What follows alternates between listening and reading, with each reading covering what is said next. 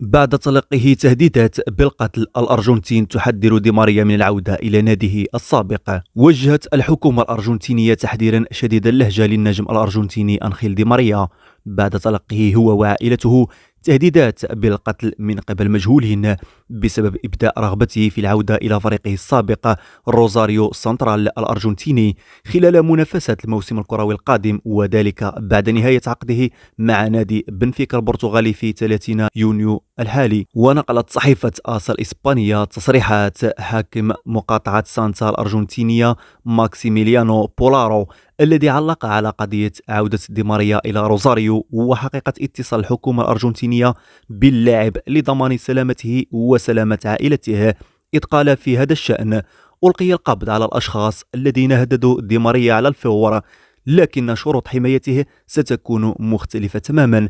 إذا كان مستعدا للموافقة على الطرق التي ستتبعها الدولة بما في ذلك فقدان بعض حريته، فسنكون على استعداد للقيام بذلك.